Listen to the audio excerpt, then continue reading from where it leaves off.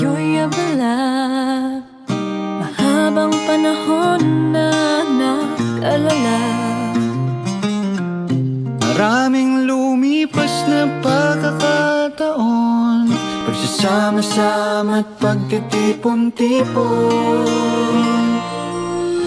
Naghilo na sa kalungkutan ang Diyos, pamilya, kaibigan. Sa pagdiriwang ng Pasko, ang pasasalamatan ay kayo.